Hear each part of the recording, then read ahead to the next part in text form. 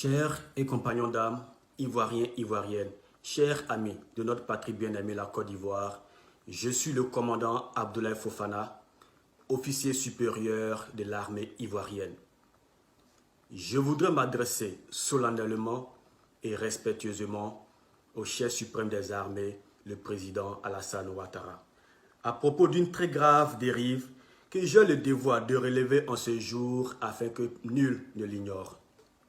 En effet, le président Ouattara a pris l'initiative de convoquer récemment, dans une réunion spéciale, les généraux de notre armée et les ex-comzones des forces nouvelles, pour leur confier sa candidature illégale à l'élection présidentielle 2020 et leur remettre des fausses sommes d'argent ayant pour but de les corrompre. Je proteste vigoureusement contre la distribution de centaines de millions aux généraux de l'armée et notamment aux ex-comzones. Tous ces individus qui se permettent de rouler sur l'or pendant que la base de notre armée est laissée pour compte font honte à l'éthique républicaine de la nation ivoirienne. Monsieur le Président de la République, chef suprême des armées, je suis un acteur de la crise post-électorale des années 2000 et celle de 2011. Je constate malheureusement la similitude des germes qui ont provoqué ces crises post-électorales terribles avec ce qui se passe en cette année 2020 en Côte d'Ivoire. On peut en effet percevoir la crispation et la frayeur des populations aux approches des élections. La mise en QRF de 400 gendarmes à la disposition du commandant supérieur de la gendarmerie. L'envoi à ces jours des derniers recrues à Akandje et qui seront mises à la disposition des unités commando après formation. Ce qui me fait rappeler mon histoire, car j'y suis aussi passé dans les années 2000 et je fus mis à la disposition de feu lieutenant Bokayapi aux approches des périodes électorales.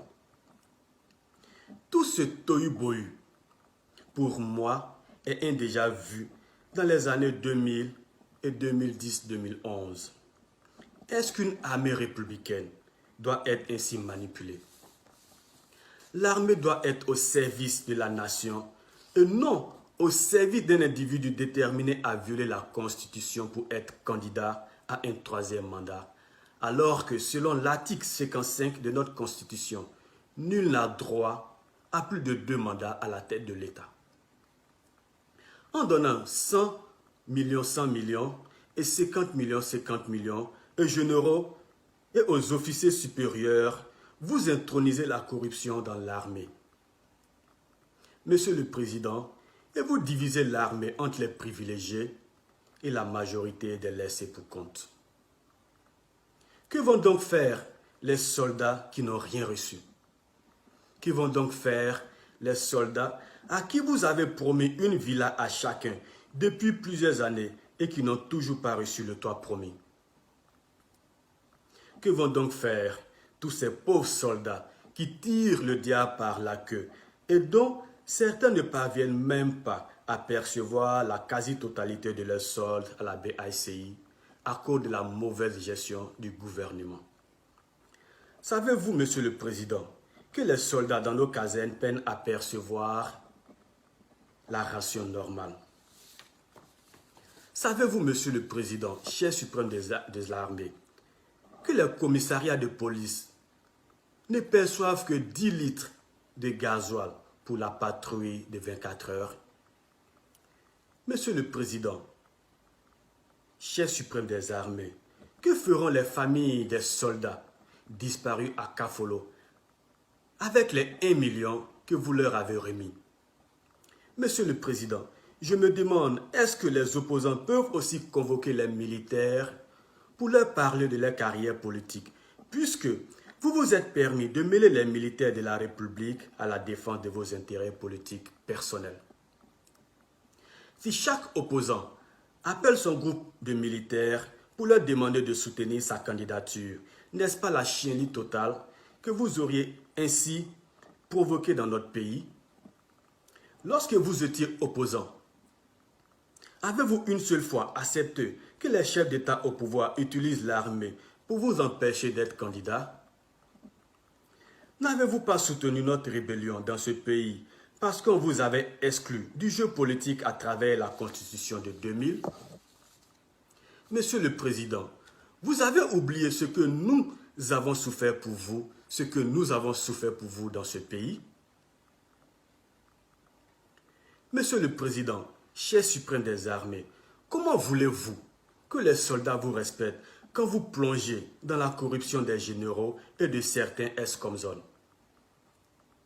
Comment voulez-vous que cette armée vous respecte quand vous entretenez gracieusement des miliciens arrogants alors que l'armée républicaine est dans la galère et peut se faire tuer bêtement comme nos frères ont été sacrifiés en juin dernier à Kafolo? Monsieur le Président, vous êtes complètement sorti de votre mission républicaine. Monsieur le Président, vous avez trahi l'armée ivoirienne. Monsieur le Président, vous avez trahi la nation ivoirienne. Nous n'avons plus confiance en vous. Vos intérêts ne sont pas ceux de notre pays. Voilà pourquoi, moi, commandant Abdoulaye Fofana, je demande à tous les membres des forces de défense et de sécurité de Côte d'Ivoire de refuser de brutaliser, de mater et de tirer sur la population civile à votre demande, qui sont nos parents. Je demande à tous les policiers, gendarmes et militaires ivoiriens de refuser de tuer des Ivoiriens et des Ivoiriennes uniquement dans le but d'imposer le viol de la constitution de notre pays qui interdit un troisième mandat à quiconque. Oui, je demande à nos soldats de s'inspirer de l'exemple des Égyptiens, des Algériens, de toutes les armées habitées par l'honneur et la fidélité au peuple, qui ont refusé de tuer des civils aux mains nues revendiquant la liberté, le droit constitutionnel. L'armée ivoirienne doit protéger le peuple ivoirien.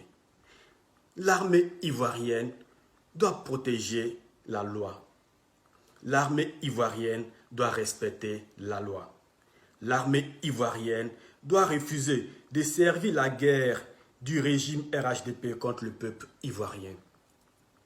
L'armée ivoirienne doit garantir la paix, la justice, la liberté, la dignité de toutes les personnes vivant sur le sol ivoirien. Soyons dignes, soyons courageux, soyons inébranlables. J'attire l'attention de mes ancêtres, de mes anciens, de mes promotionnaires et de mes subalternes, que notre règlement militaire nous dit ceci, et je cite: « Aucun soldat n'est obligé d'exécuter un ordre donné par son supérieur si cet ordre engage sa responsabilité pénale. » Je répète, aucun soldat n'est obligé d'exécuter un ordre donné par son supérieur si cet ordre engage sa responsabilité pénale. Monsieur le Président de la République, nous les militaires, nous refusons catégoriquement de nous associer à une pratique qui engendre la déstabilisation de notre pays, car l'histoire nous jugera demain. Le rôle de l'armée est de défendre l'intégrité du territoire national face aux agressions extérieures, tout en assurant aussi la paix à l'intérieur des frontières.